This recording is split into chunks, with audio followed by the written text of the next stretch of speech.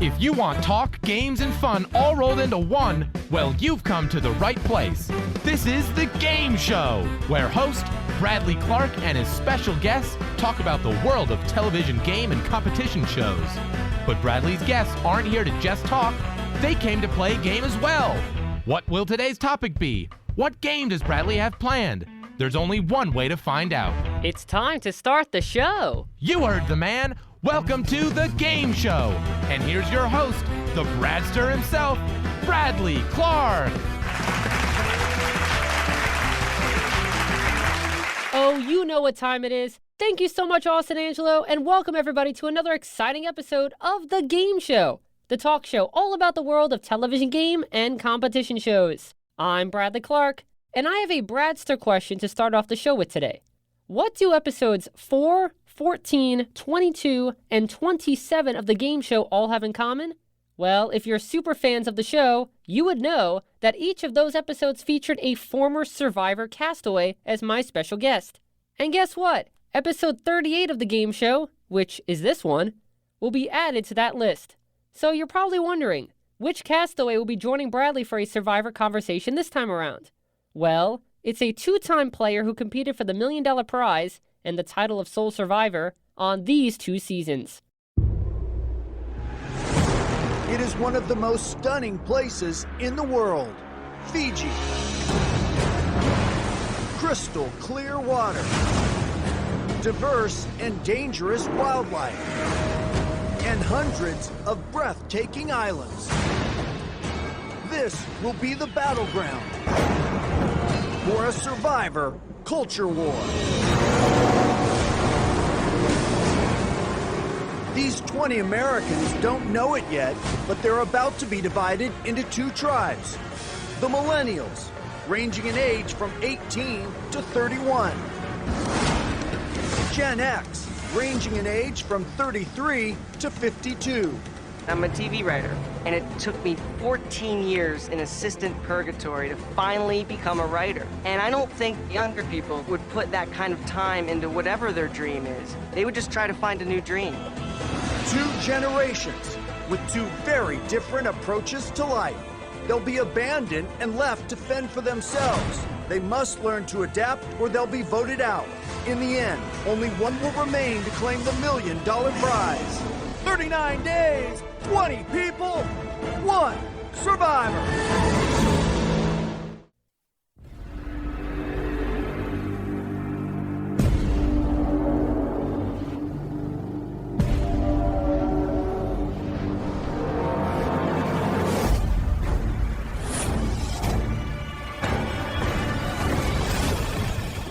These 14 strangers are about to begin an adventure that will forever change their lives. They'll compete alongside 4 returning players, David, Aubrey, Wentworth, and Joe. Their vast survivor experience could make them a desired ally or an easy early vote. And there's a secret, game-changing twist. After being voted out, players will be faced with a decision: go home or go to the edge of extinction, where they'll be pushed further than ever before for a chance to get back in the game. In the end, only one will remain to claim the $1 Million prize. 39 days, 18 people, 1 survivor.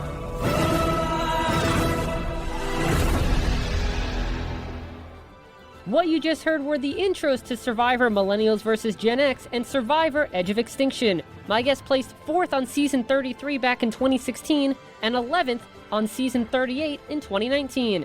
He defines the term underdog story as he was nervous of being the first voted off of Millennials vs. Gen X, but turned his game around fast and eventually became a strategic player and a frontrunner to win.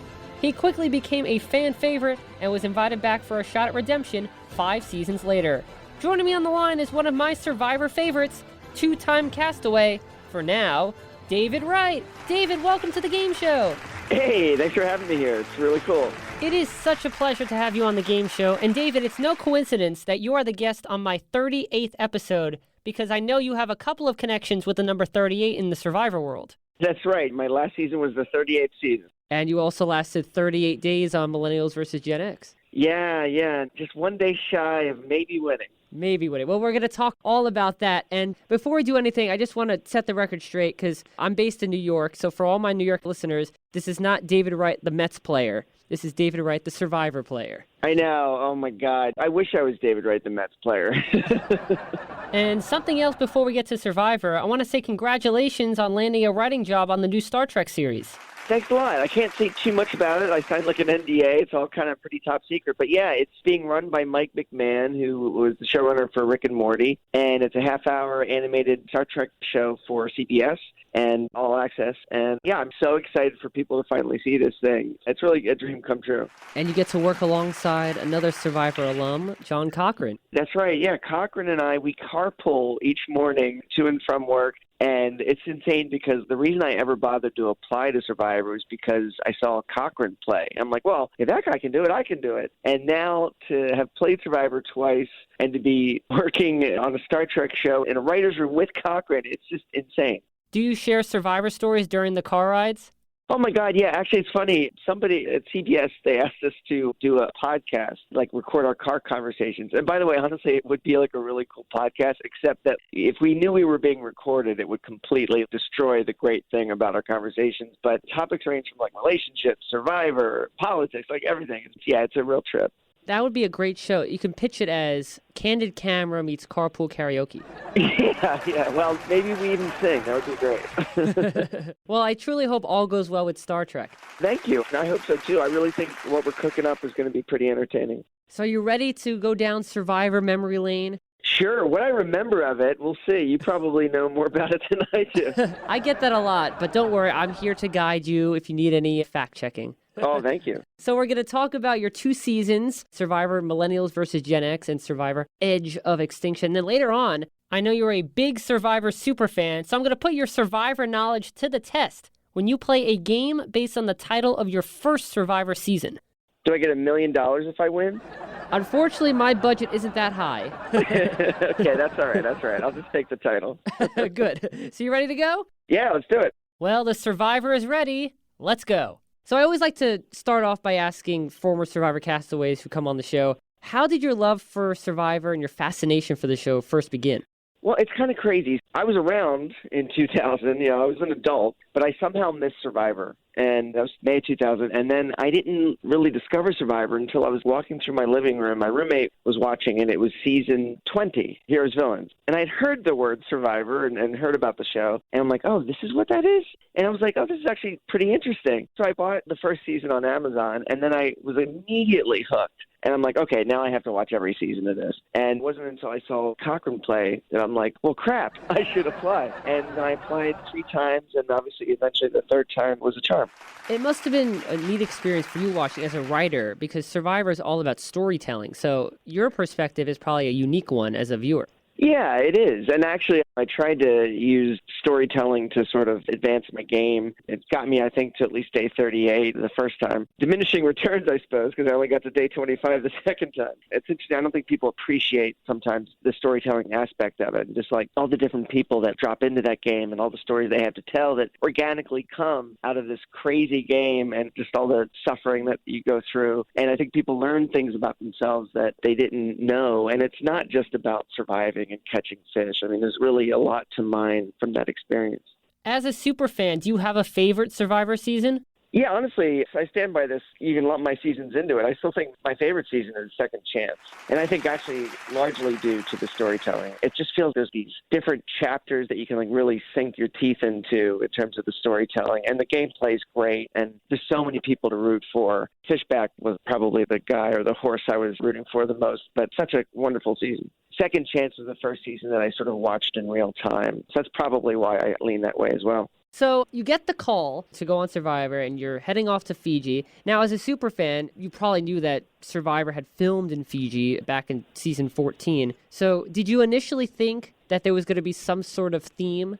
Oh, yeah, I assume there would be a theme because that's been fairly consistent in this modern era of Survivor. I don't even know what era of Survivor you call this. I feel like we're even past modern. But I assume there would be a theme, and I actually was able to figure it out before I even got on the plane. I actually even said out loud, I think it's going to be Millennials versus Gen X, because I just remember seeing just so many young people and me feeling like the only old guy, and I felt like, okay, it must be some kind of young versus old theme. I'm like, well, how do you really update that in a way that makes sense? I thought, oh, Millennials versus Gen X. So yeah, I was like really proud that I figured out the theme. Before each game, I got obsessed with trying to figure out what the theme was. And I tried to figure out the theme for my second game, and I thought for sure it was going to be Day 38ers, because I just felt like Kelly Wentworth was going to be there. I'm like, well, 2 Day 38ers, maybe that's the theme. Of course I was wrong. When I heard you mention your Day 38ers theme prediction during your ET Canada interview, I thought that was one of the greatest theme ideas I've ever heard, and Survivor really should have used that theme instead. David Wright. Hi. You're back. I am back. Why?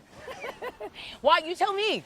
Well, you know, it's funny. I'm very grateful to be back. I'm not sure why I'm back. I had a thought that maybe because this is season 38 and I got voted out Day 38, that maybe there's some kind of thematic thing happening there.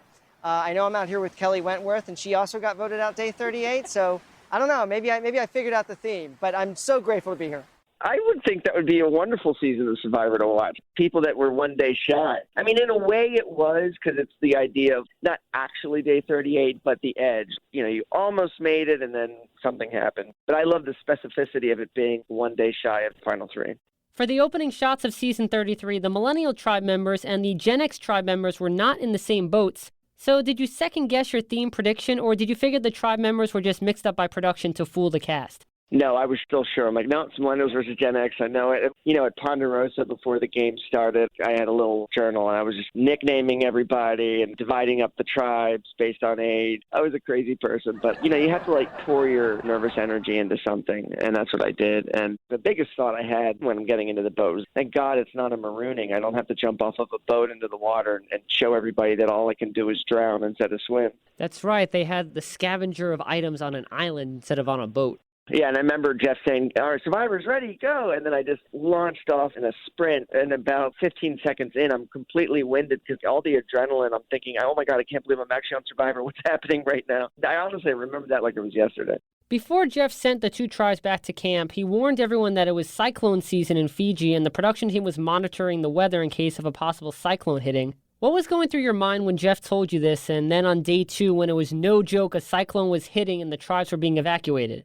It's funny. When he said it, I was only half paying attention. I was mainly in my head saying, oh, my God, I'm on Survivor. Oh, my God, we're past the first sort of quote-unquote challenge. I can't believe this. He's saying something about a storm, Fiji weather or whatever. I'm sure it's fine. But then when we were getting evacuated, the winds were whipping so much and the skies looked like hell was about to fall on top of us. And I thought, oh, my God, I'm going to die because I had this dream of wanting to play Survivor. And how stupid to follow your dreams if they lead to your death. It was really scary. I've never been in a storm like that before.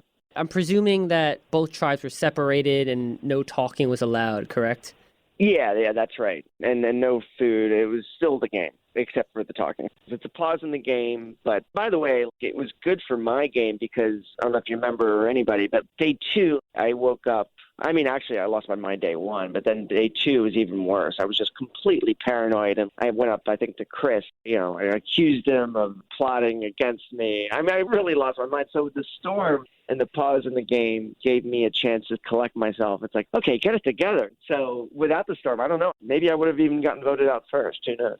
Right out of the gate, you start looking for a hidden immunity idol since you felt you were on the chopping block. Was it always your intention to look for an idol that early, or was it a necessity idol search? Always my intention to look for an idol. I think every player should, but not my intention to do it plain sight the way I did. I mean, I will say that that game, while it does suck to be on the bottom in the game, in a way, it's very liberating because if you are on the bottom, or in my case, if you think you're on the bottom, it liberates you to do whatever you can in front of people to change that. And so you then are free to look for an idol. It's like, if you think you're going to go home anyway, what's the harm in doing everything you can to find an idol or some advantage? So yeah, I looked everywhere, high and low, and yeah, you saw what happened. Oh yeah, I saw what happened. So the first immunity challenge of the season was held on day 4 instead of the typical day 3. I'm presuming because of the day lost due to the evacuation. Were you told immediately that the first immunity challenge was being pushed back a day? You're really told nothing, and you just sort of discover as the time moves on what's going to happen. And the reason really is that it's a TV show, so the audience needs to be on the same side of the experience as the contestants. So when we learn something, the audience is learning it at the same time. But that's sort of the thrill of it. It also stirs and encourages discussion among each other. Because if you're just told, at 3 p.m. today, we're going to have a challenge. Okay, and then you just sort of wait out the clock till 3 p.m. But it's sort of the debate and that paranoia also that sinks in, the unknown, like, oh my God, what's going to happen? Some people deal with that better than others. Obviously, in the beginning, I didn't deal with that well at all. But we weren't really sure when anything was going to happen, including that first challenge. So unfortunately, the Gen X tribe lost the first immunity challenge. So going into tribal council, did you honestly think that you were going to be the first voted out, especially when Jeff pulled out the first parchment and your name was written on it? I thought there was a good chance I could go home. I felt that I had done everything I could to change that. I felt like I had the conversations I needed to have and the results of those conversations I needed to make sure that I wasn't going home. But every time you walk into tribal council, even if you don't think you're on the chopping block, you always have to think maybe you are. It's always a possibility. But I was pretty sure I was okay.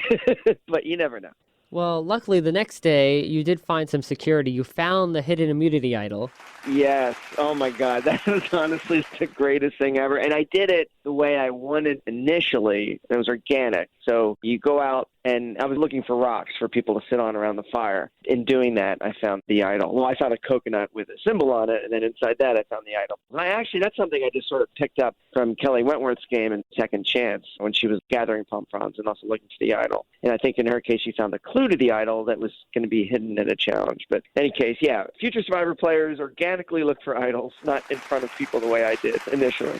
The idol that you found, you eventually played on day 12, but you actually ended up sharing that you had the idol. Yeah, and I think this is something I probably picked up from Stephen Fishbach before I ever played, which is that information can build trust. And certainly telling someone you have an idol and then showing it to them to prove that you do is the loudest way you can shout, hey, I trust you. And then if someone's so sure that you trust them, then they're going to trust you. And I did that with Ken. An unlikely pairing, probably. Ken and I, if we went to high school together, probably would not be hanging out too much or socializing or sitting at the same lunch table. But in that game, you find any ally you can. And I found that in him. And yeah, I told him that I had the idol, and we instantly bonded and could trust each other.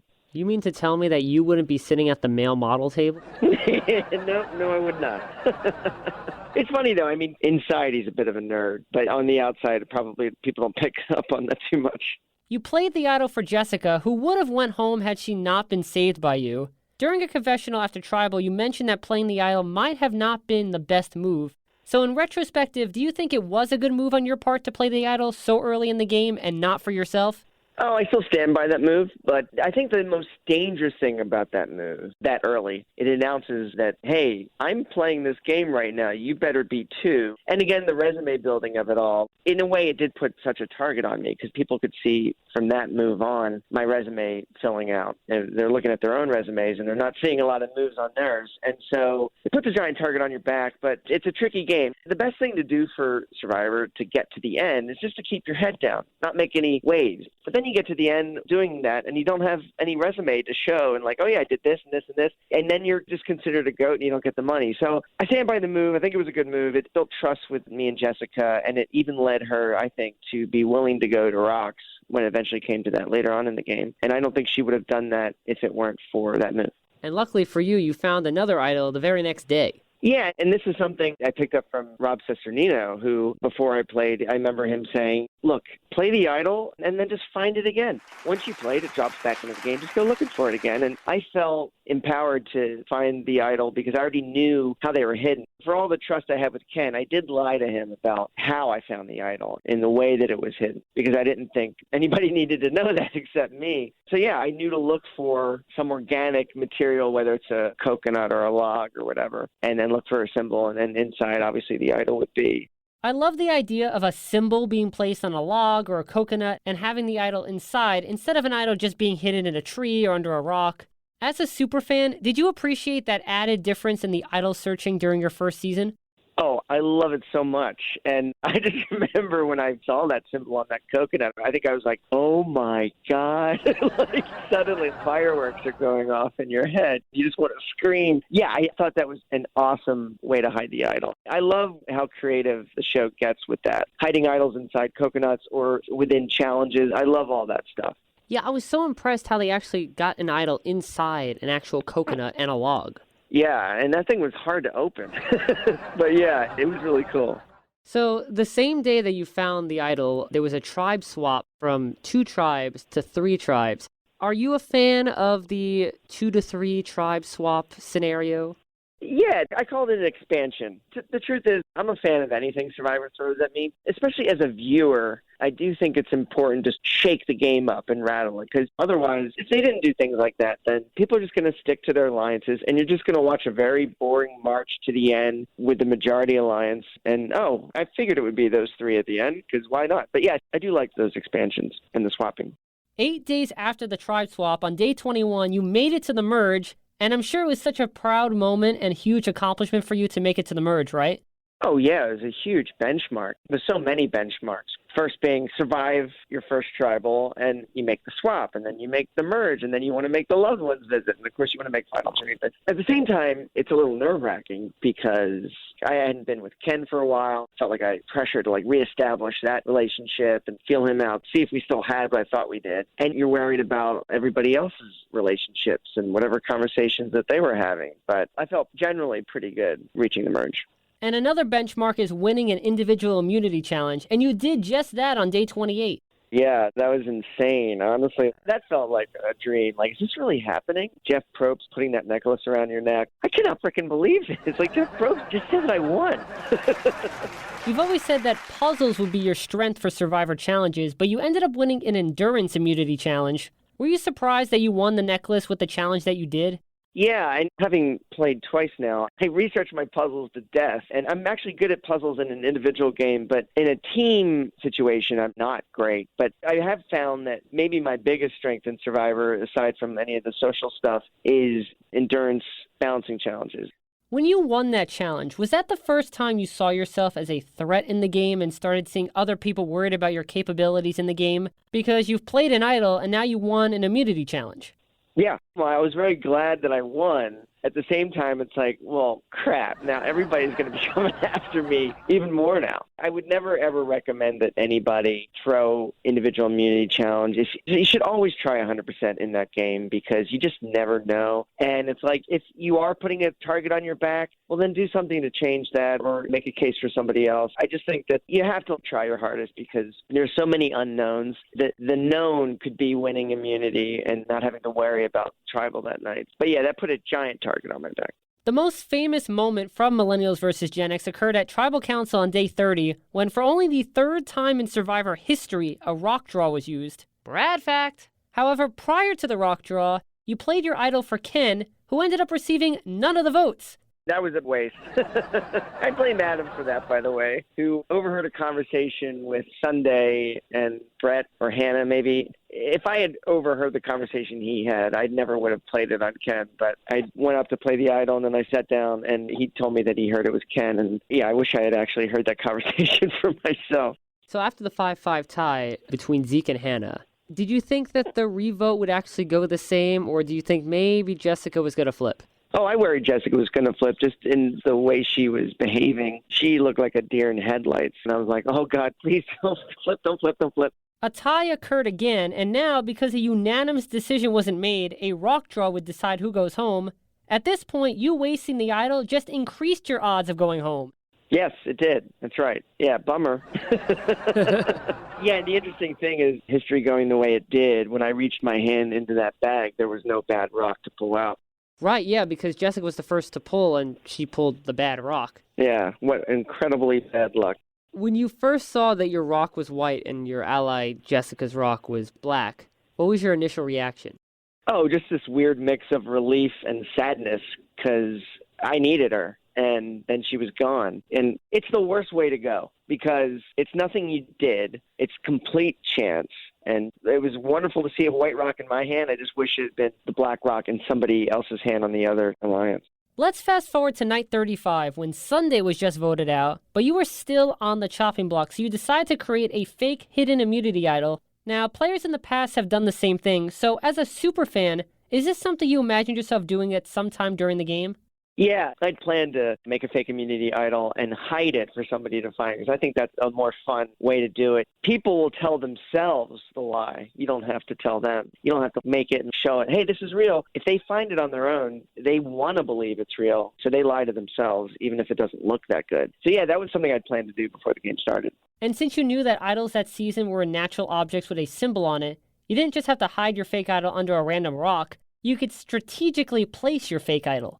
Yeah, but what's so great about that is, and again, this speaks to the people who lie to themselves. Like, I tried to make a triangle because I am not an artist, so I can't make some complicated tribe symbol. But I'm like, well, I can make a triangle, right? And I'm doing this in the middle of the night with just the light from a fire to illuminate my work. But in the morning when I saw what it was just like a circle. It was just horrible. Thank God, Jay, I mean, it didn't really matter, but I was glad it worked just for the TV of it because I thought it was just such a cool moment. And I woke up covered in the paint. You know, I was like Lady Macbeth trying to wash the blood off my hands at the well. But anyway, you're right. I knew how they were hidden, so I tried to mimic that. But boy, did I do a really bad job on that part.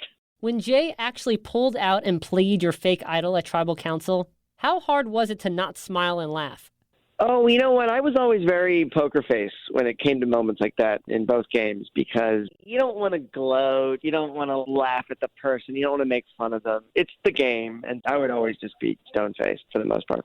Did you tell him afterwards that it was your doing? Yeah, it didn't air, but when he got up to get his torch snuffed, he was saying goodbye to all of us. And he's like, was that you, dude? I'm like, yeah. I just told him. And he took it, by the way, so well. And what did air? You saw it. Snuff my torch, Jeffrey, or whatever he said. Such a great guy. And he went off really classy. Then the next Tribal Council, Brett got voted out, and before he exited, he congratulated you and said that the others just lost $1 million. Do you think Brett saying that statement was a hindrance to your game? I know he thinks it was, but no. Everybody was already targeting me and seeing me as the person to win should I make it to Final Three. I guess it added a little bit of an exclamation point onto it, but people were already thinking what he was saying. I mean, that's why he even said what he said. Everybody was thinking it already. Maybe Hannah didn't think that that was the state of the game, so perhaps that hurt our working relationship. But for the most part, I think that everybody already knew what Brett was saying. Well, unfortunately, you were voted out during the next Tribal Council as you didn't win the final immunity challenge. Now, I remember how disappointed I was that you didn't win that season, but you must have been really disappointed, I'm presuming. Yeah, I was disappointed too. I sometimes think back to that challenge, and I'm like, if I just stacked a few more bowls. It's amazing to think that $1 million comes down to how many bowls you stack. Were you disappointed in Ken that he flipped? Not disappointed in him. I understand his reasons. Unfortunately for him, there really was nothing he could have done at that point to win. So it's hard to be disappointed in him. I understand why he did it, but I guess what sucks is if he could have realized how things were, there's nothing I could have said to convince him because, you understand, dude, no one's going to give you any money. You can't say that. But if he could have realized what was going on, he would not have written my name down. But, you know, that's the game. It's maddening. Obviously, I wanted the $1 million, but the experience is worth so much more than that $1 million. So I don't really feel like I lost. I had such an unbelievable, amazing experience, and that really is worth more than the $1 million. And you ended up getting to play again. Yeah, you're right. I listened to your interview with Penner, and yeah, he was saying, I didn't win, but sorry, I'm doing like a terrible Penner impression. It's like not winning probably gets you invited back more than winning does in a way. But I think it's better to go out day 38 if you have any aspirations for playing again. If you want the $1 million, then just grab it. So you think getting voted out on day 38 is better than making it to day 39 and losing? You know, I do. I would rather get out 38 than lose in the final three. And then depending on how the votes fall, is this losing day 39 with 0 votes or is this losing just by 1 vote? But yeah, I think day 38 is the cleanest way to lose. So the winner of Survivor Millennials versus Gen X was Adam Klein, who received all 10 jury votes. The winner of Survivor Millennials versus Gen X, Adam.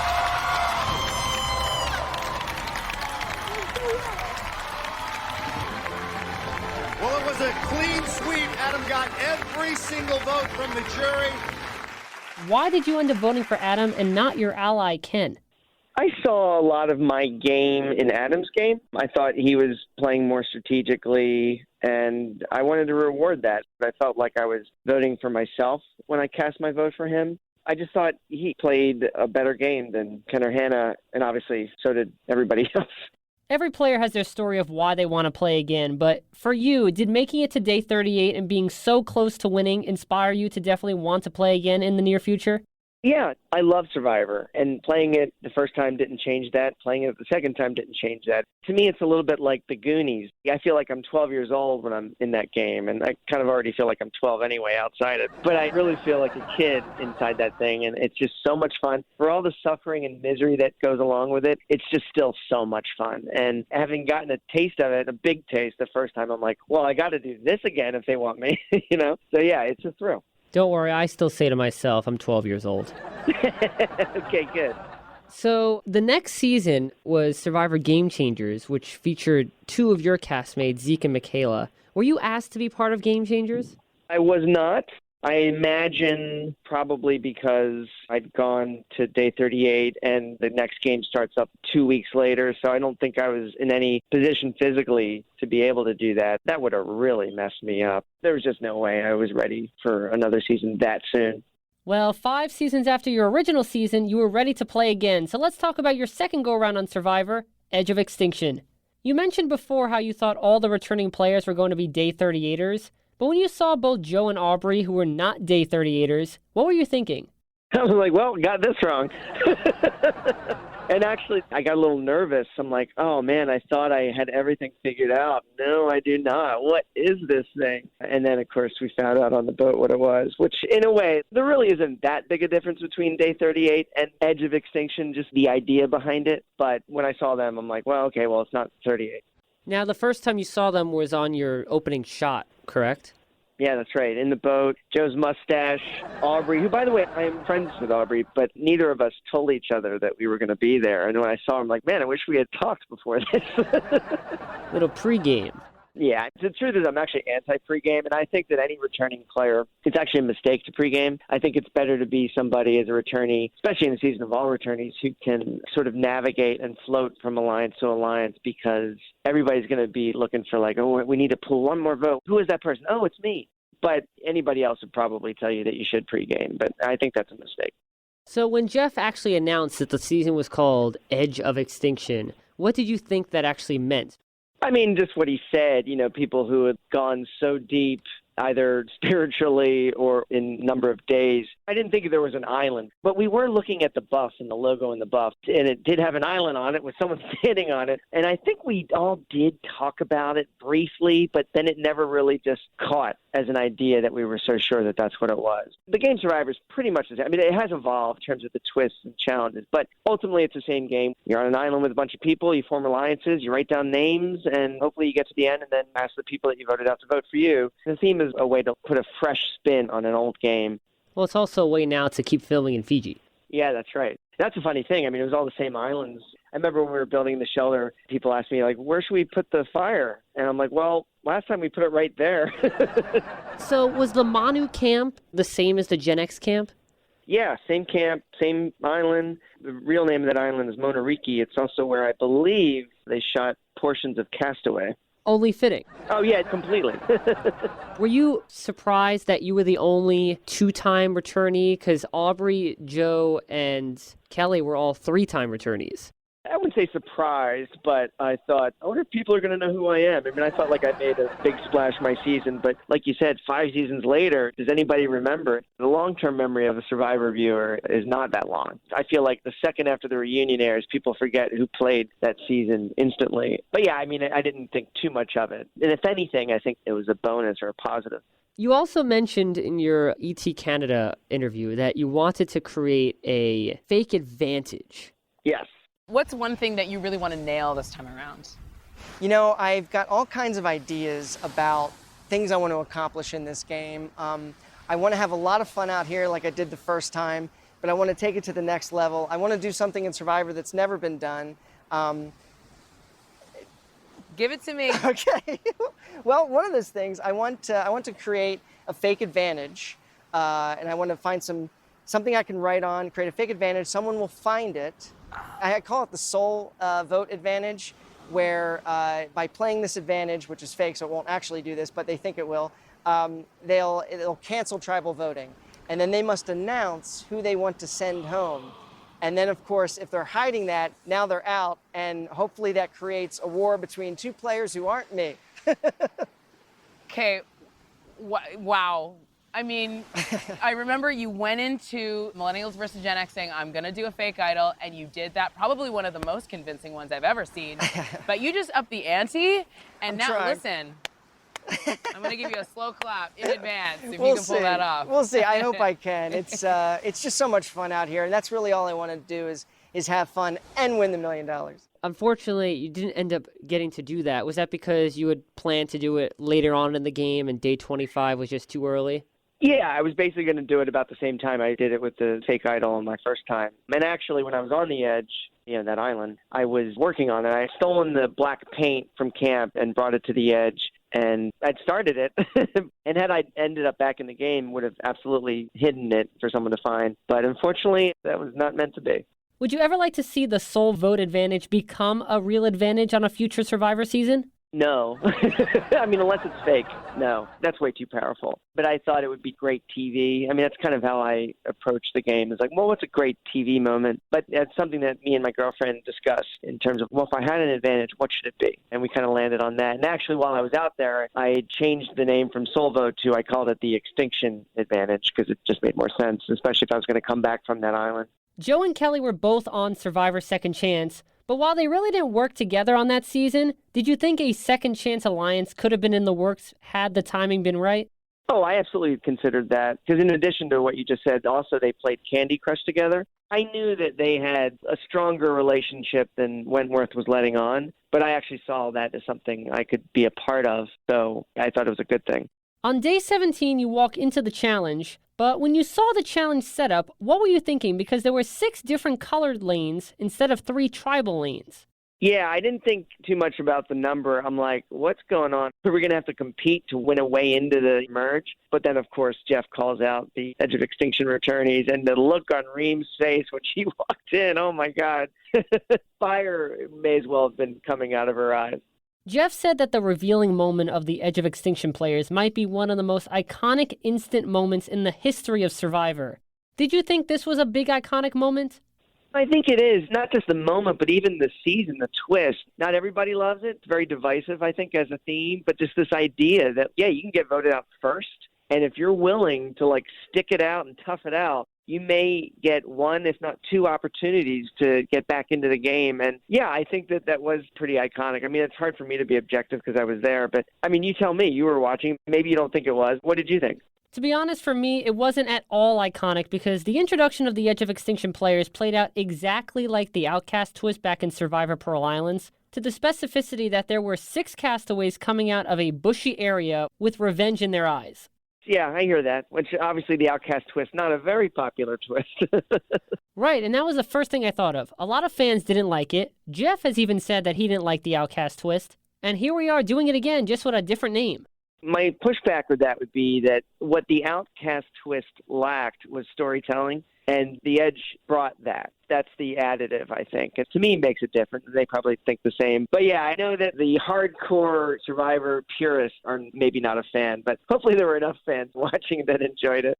Don't you think that the Edge of Extinction would have been a better twist if it was kept a secret to the remaining castaways longer?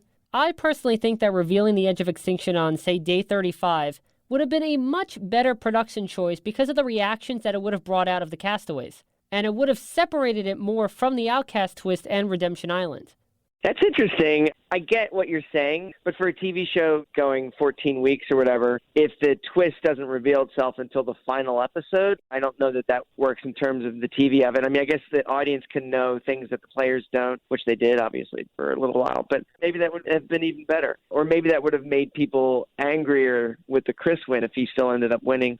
For you, didn't knowing that the Edge of Extinction existed and someone was going to get back into the game ultimately factor into who you wanted to vote out each tribal council? Yeah, I mean, I think it did. And whether it did or not, you all have in your head the idea that, wow, when you're out there on the edge, you're assuming you can make it back. You're hanging out with the jury. By the way, that's not why Chris won. I mean, 13 days in the game? But what he did with those 13 days was pretty extraordinary. He won his way back in. He got Lauren to play an idol for him. He got Rick to give him the idol back. He gave up immunity. He deserved the win, but I know that some people want to put an asterisk next to his win, but I think he legit earned it. To be honest, I think he did as well. And I actually love that an Edge of Extinction person ended up winning because the theme really felt full circle. I thought the same thing. And as a storyteller, as a TV writer, I thought too, his story, exactly what you just said, is better. It works. It connects with the theme. It resonates with it. And yeah, this guy made it to the edge and he came back and he won. And again, had he not done all those things that he did, I would not have written his name down to win. But that paired with the story of it all, I thought it was just perfect. I agree. So unfortunately, on day 25, you were voted out. Just so that everyone knows how tough really was Extinction Island. Oh, it was awful. It was very tough. It was really hard. It's the hardest Survivor I've ever played, having only played twice. But there was less food. Nobody was providing for the most part, except, I'm not bragging, but I was bringing back crabs. That's what I did. And I get why people weren't providing. They didn't want to expend the calories to get food for themselves and other people because we all knew a challenge was coming up. But for me, I was just wasting away, so I needed to eat. So yeah, I went crabbing. But there was a lot less food, and it was really hard. You had to go up a mountain to get the rice, and there wasn't a lot of it. And there's nothing to do out there, like inside the game, you've got the distraction of the game. You've got challenges. You've got strategizing with people. But for the most part, a lot of people were sleeping and playing chess and getting suntan and miserable and starving. But it was really hard, and I made it less days.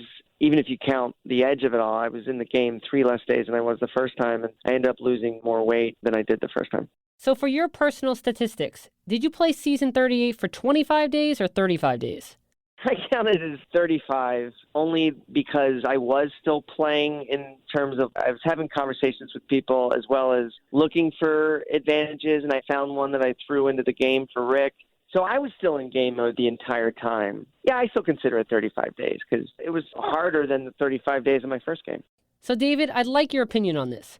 On Survivor, the jury members are comprised of castaways who have been voted out of the game. However, if you were on Extinction Island, you were technically not out of the game. So, technically speaking, do you still consider them jury members? I do, because, we are still voting. And while I say that, yeah, I played 35 days this last time, if we get really strict about it, I would say it's 25, because when I got voted out, only one person had a chance to get back in. And so, for the most part, it's fair to say that we're all juries, except for one person, and we just don't know who that person is. Now, were you surprised? Because I certainly was. Keith and Wendy decided to quit the day after the first challenge. Now, technically, shouldn't they have been jury members since they have made it past the merge? Yeah, you could do it that way, I suppose, but I sort of like the finality of you're leaving the edge, and it's the old school Survivor of it all, where it's like they're going on the pre-jury trip. But during Survivor Nicaragua, 2 people quit post-merge, and they became jury members. Brad fact. Yeah, no, that's fair. I hear that. But with that many people voting, what would that have done? It really wouldn't have changed anything, I don't think. There are 2 additional votes. But maybe I'm wrong. Maybe it would have. Well, it's interesting you say that because theoretically, this season could have had 15 jury members. Yeah, I know. That would be insane. So on day 35, you faced the Extinction Island Challenge. To me personally, the Extinction Island Challenge was very disappointing because it was just another standard Survivor challenge. There was nothing grand about it. Going into the Edge of Extinction Challenge, were you expecting the typical Survivor Challenge components like moving through ropes and a puzzle at the end?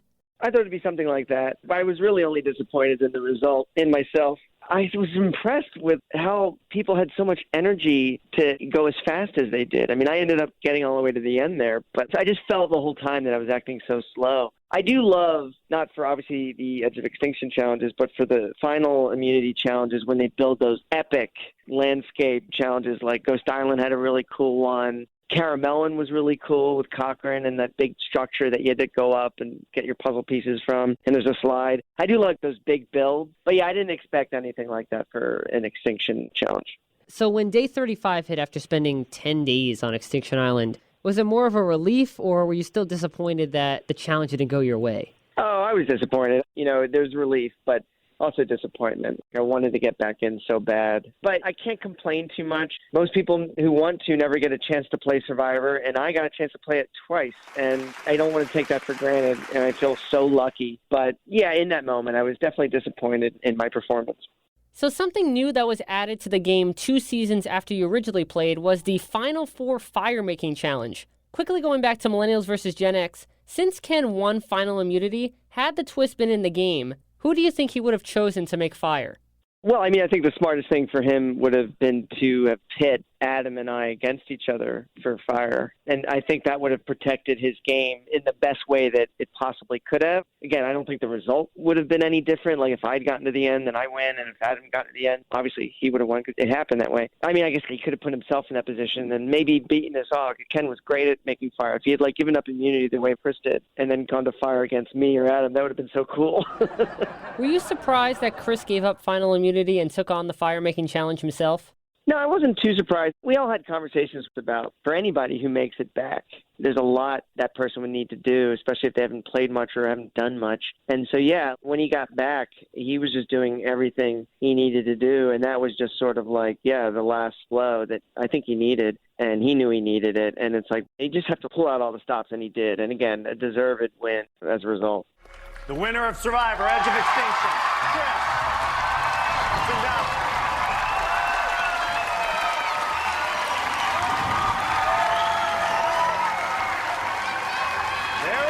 The winner of our 38th season of Survivor, Chris.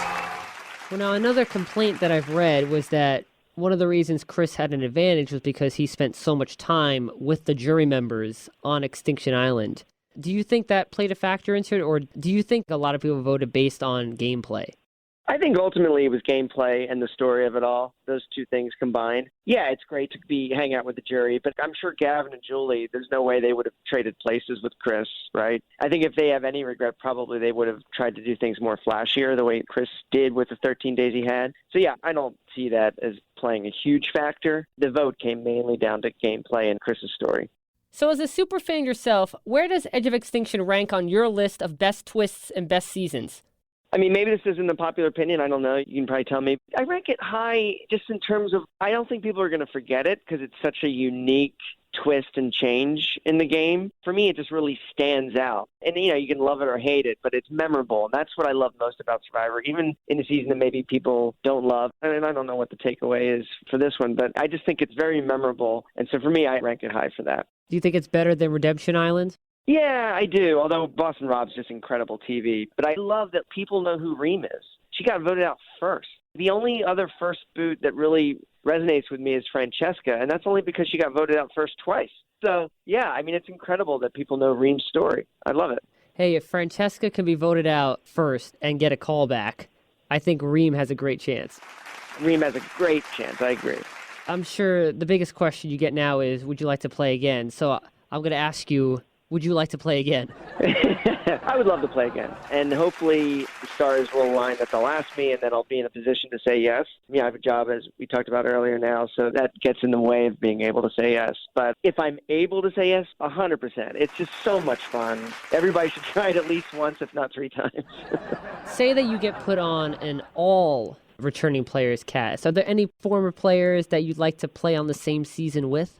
Oh, my God. Give me a Cochran. Give me a Fishback. Spencer Bledsoe. Aubrey would be great. We could actually play together. Parvati would be a mistake to play with probably. But I definitely have a wish list. I think an alliance between you and Big James would be... There you go. the story of all Survivor stories. Yeah. Or Big Tom. Or Big Tom. Yeah. Or anyone that had the name Big. Yeah. So there's now more than a rumor that season 40 of Survivor is going to be an all-winners season. Say you had won Millennials versus Gen X. Would you consider playing again against 19 other former Survivor winners? Well, it's funny. Cochran and I have had this conversation that the idea, for him, he's won. And so going back, all you can do is at least as well, but probably worse. But that said, to me, it's still so much fun, that game, that if I was a winner and was asked to play again, I'd still say yes if I could, because it's just so much fun. I always like to ask this to Survivor castaways who come onto the game show. Which castaways that you've played with do you still keep in touch with? Hannah, Chris, and Brad, and Rick from this season, a friend for life in Rick. And I feel pretty confident we'll all get to see him play again. And I can't believe I didn't mention playing again with him, because there's no bigger trust or loyalty I found in any other Survivor player than what I had with Rick. Put us on a tribe together again, and I promise you, one of us will come back with the million. I'm sure you were excited that on day 17, he was the one that got back into the game. Oh, my God. Yeah, he was the guy I was most rooting for. I was also rooting for Aubrey as well, because I knew I could work with her. But Rick, I'm like, oh, my God, please come back in the game. We're going to kill this thing. Now, if you do get invited back sometime, do you hope it's a different location than Fiji? Well, I don't think it will be. I mean, I could hope for it, but all the hoping in the world isn't going to change it. Obviously, it's cheaper for Survivor to be there for a number of reasons, and that keeps it on the air, so I'm all for that. But yeah, we'll never get that walkthrough that the Second Chancers did through those ruins. It was just epic and so cool. And, you know, Fiji just doesn't have those things. So those elements we're not going to have. But you know what? Ultimately, the star of the show is the game. And it's still there in Fiji. And again, if it keeps Survivor on the air, then I'm all for it. Well, speaking of the star of the show being the game, David, we have reached my favorite portion of the game show. It is time for the game of the day. Game of the day. So for your game, David, I figured I would take inspiration from the theme of your first Survivor season and put your superfan status to the test with Survivor trivia questions. So I hope you're ready, because this game is called Millennial or Gen X. Millennial or Gen X.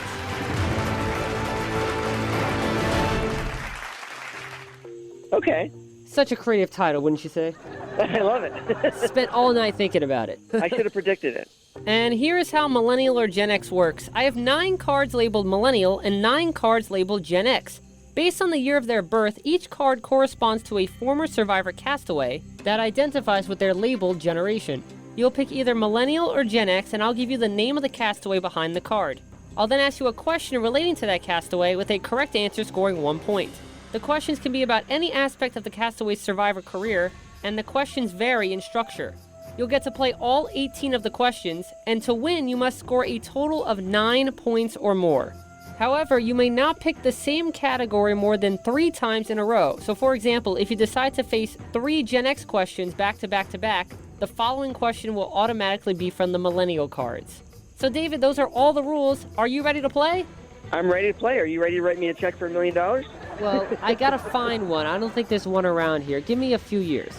Okay, no worries, no worries. All right, David, let's play Millennial or Gen X.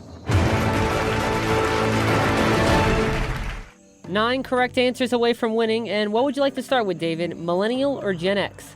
You know what? Let's actually start with a Millennial. Starting with a Millennial, all right. And here comes your first Millennial castaway. Sierra Easton, born in 1989, and here's the question. Sierra Easton's mom, Laura, originally competed on what season of Survivor before the two were castaways on Survivor Blood vs. Water? Oh, man. I'm not going to get this right. I'm going to say South Pacific. You were close because they filmed it in the same location. Survivor Samoa was the answer. Damn it. Okay. No worries. Still plenty of game to play. What next? Let's do another Millennial. Millennial it is, and let's see who your castaway is. Eric Reichenbach is the castaway, born in 1985, and here is your question. Eric Reichenbach, castaway on both Survivor Micronesia Fans vs. Favorites and Survivor Karamoan Fans vs. Favorites, finished both of his seasons in what place? Oh, this is great. Finished both of his seasons, and I'll say 7th? He did better than you thought. He actually finished in 5th place. Oh, okay. I just remember him giving away that necklace. Interesting. I want to give individual immunity to Natalie. A slow start, but hopefully a strong finish. Yeah, we'll see. Let's try Gen X this time. Hopefully a member of your age range will get you on the board. And your castaway is Coach Wade, born in 1971. And here comes your coach question. Complete this classic line said by 3-time Survivor castaway Coach Wade. Walk the path of the noble blank. Warrior. That is correct. I said from the very beginning that I wanted to walk the path of the noble warrior. Yes. All right, I got one right. I hope that correct answer helps you walk the path of the noble winner of this game. I hope so. So maybe we'll do another Gen X again. Another Gen X question it is, and this time your castaway will be... Would you look at that? It's Stephen Fishback, born in 1979, and here's your question.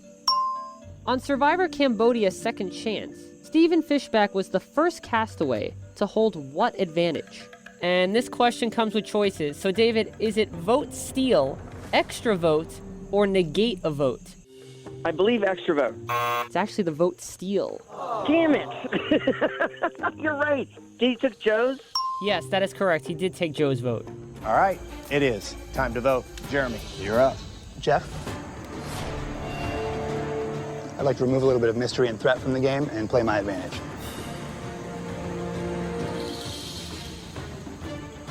Why don't you explain, Stephen, what the advantage is? I am able to steal someone's vote and cast it myself. That person won't be voting at Tribal Council, I guess for the first time in Survivor history, and I will be voting for them instead. And whose vote are you going to steal? I'm going to steal Joe's vote. This means Stephen gets 2? Yeah, so to be clear, Joe, you will not get up to vote. Fishback, when you vote, you will vote twice. You still have 1 point, and remember, you've picked 2 Gen X questions in a row, so if you do pick Gen X again, the following question will automatically be a Millennial question. So David, do you want to pick another Gen X question, or do you want to choose a Millennial question? Let's do another Gen X. Another Gen X question it is, and this time the castaway will be... Kelly Wigglesworth, for 1977. Here comes the question. At the final Tribal Council of Survivor Borneo, Kelly Wigglesworth's gameplay was compared to what animal by castaway Sue Hawk? Oh, this one I can get. Rat. Rat is correct, and you now have 2 points. I plead to the jury tonight to think a little bit about the island that we have been on. This island is pretty much full of only 2 things: snakes and rats. And in the end of Mother Nature, we have Richard the snake, who knowingly went after prey, and Kelly, who turned into the rat that ran around like the rats do on this island, trying to run from the snake. I feel we owe it to the island's spirits that we have learned to come to know, to let it be in the end the way Mother Nature intended it to be, for the snake to eat the rat.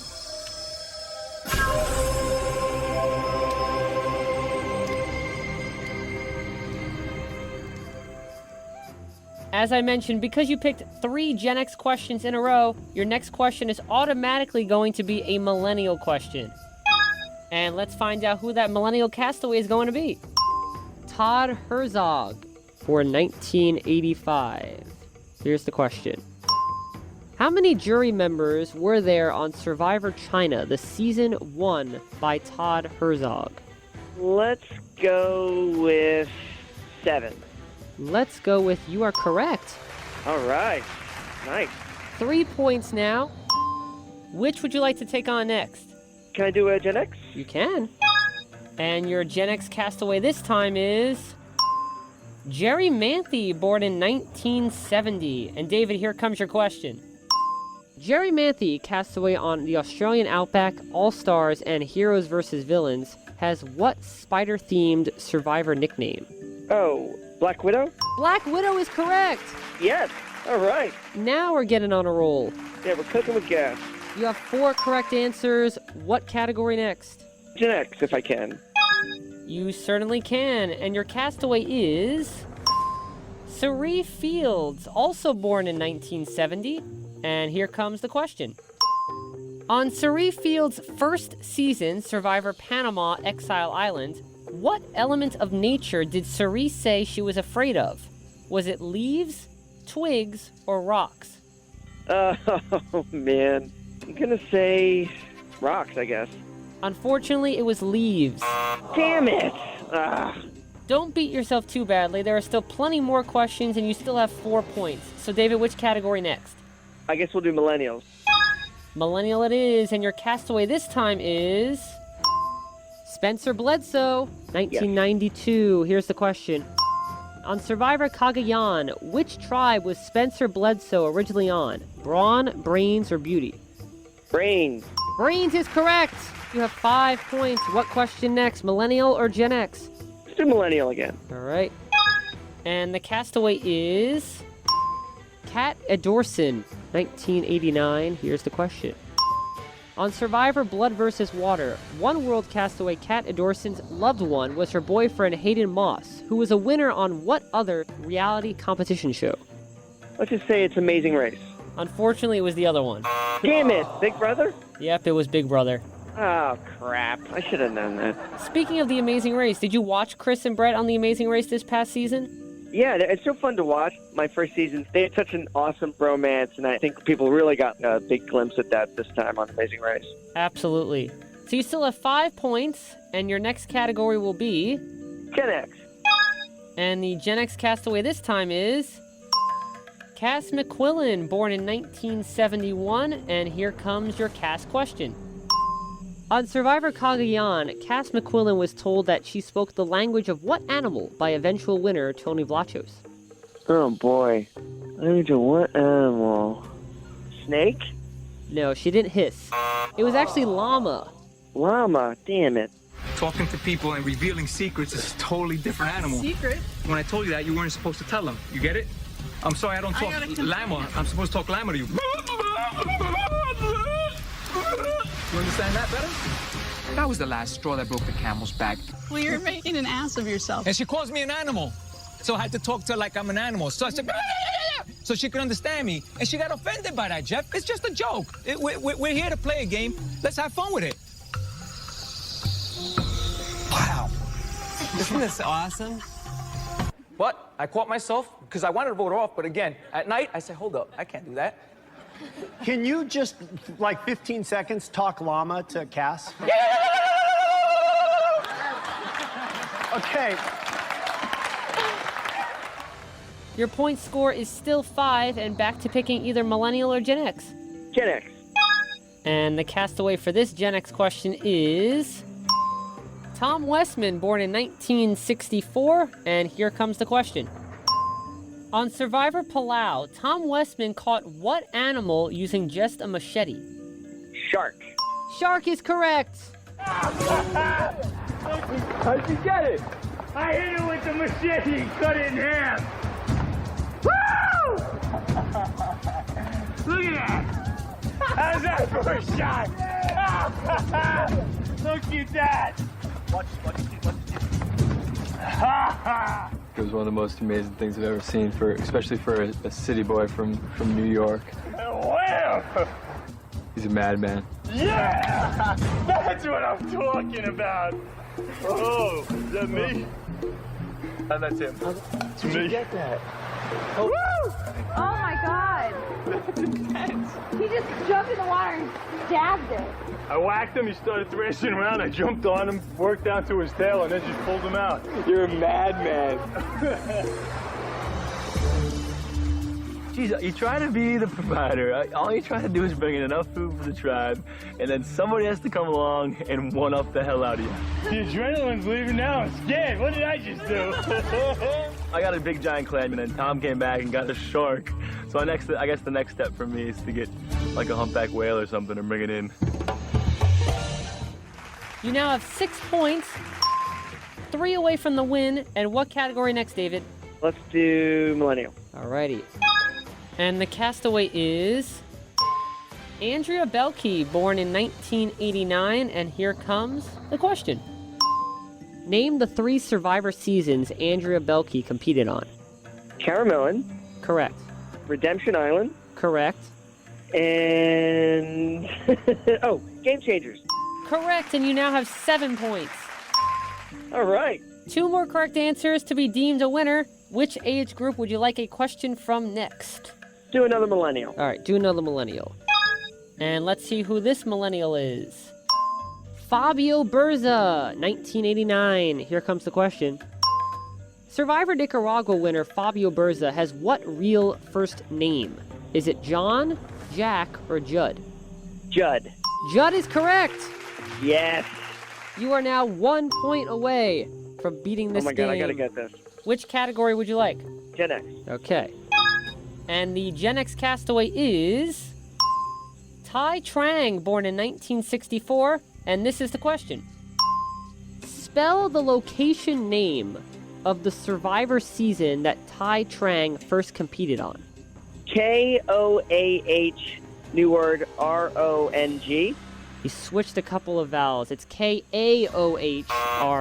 Damn it. Oh, so close. But you still only need one more correct answer to win, and this could be the one. So which category, David?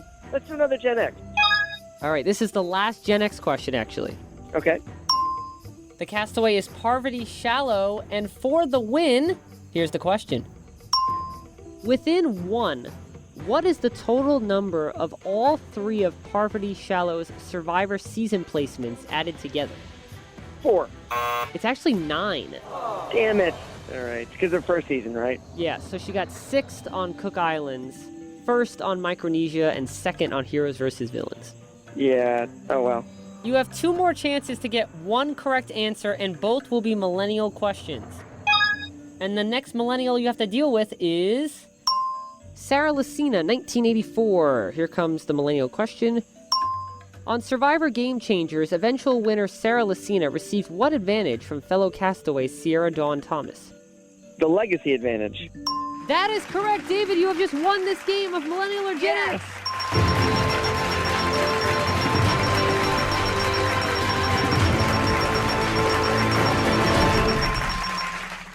Oh my God. You know what? This is better than winning Survivor. Oh, thank you. I appreciate that. You won the game just in the nick of time, and in case you were wondering, or the listeners were wondering, here is the final millennial castaway. Christian Hubicki, born in 1985, and this is the question.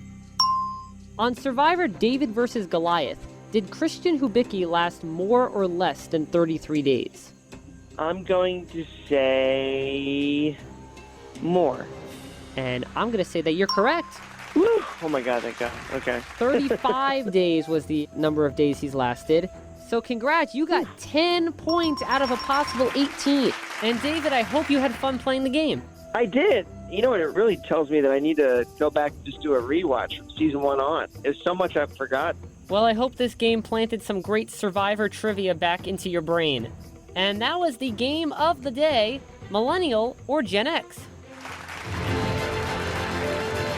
Millennial or Gen X?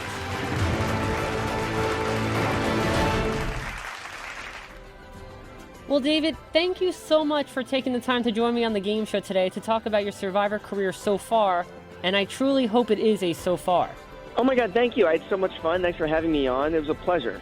And I sincerely hope that the third time is the charm for David Wright, and not only do I get to watch you play Survivor again, but you'll end up taking home that $1 million prize and being crowned the sole survivor. Oh, I hope so. I don't think I can give up on Survivor until I walk away with that win. Well, you never know. Maybe someday in the future we'll both be on the same season of Survivor, form an alliance, and make it to the end. Yeah, we're officially in an alliance right now, you and me. Okay, good. That's what I wanted to hear. And of course, David, you always have an open invitation to join me again on the game show to talk some more Survivor, or if you just want to play another game. Awesome, man. I would love that. David, thank you so much again. I truly had so much fun talking with you today. Dude, it was a blast talking to you, really. Thank you for having me on. I appreciate anybody that wants to hear from me. Alrighty, take care. You too, man. Have a good one. All right, you as well. All right, bye-bye. Bye. Well, the clock has spoken, and it's time for me to go. My thanks once again to two-time Survivor castaway, for now, David Wright, for being my guest on today's episode of The Game Show. However, while the torch for this episode of The Game Show has been snuffed, you can relight the torch of my previous episodes of The Game Show, including the episodes featuring Survivor castaways Russell Hantz, Eric Reichenbach, Jonathan Penner, and Coach Wade as my special guests, as well as relighting the torch of this episode if you'd like to listen to it again by logging on to www.soundcloud.com/Bradley_Clarke, that's BRADLEY_CLARKE/sets/The Game Show. That's www.soundcloud.com/Bradley_Clarke, that's BRADLEY_CLARKE/sets/The Game Show. Plus, don't forget to like The Game Show starring Bradley Clarke on Facebook and follow The Game Show starring Bradley Clarke on Twitter. using the handle @TheGameShowBC and hashtag #TheGameShow. And of course, be sure to tune in next time for another exciting episode of The Talk Show, all about the world of television game and competition shows, The Game Show. I'm Bradley Clarke, the Bradster, and I've got to run off and create a fake hidden immunity idol. I heard I might be voted off next. Bye for now. All of the Survivor cuts and sounds used during this episode of The Game Show are courtesy of the CBS television network. This edition of The Game Show was created and produced by Bradley Clarke and was recorded at the WRHU studios. This is Austin Angelo speaking.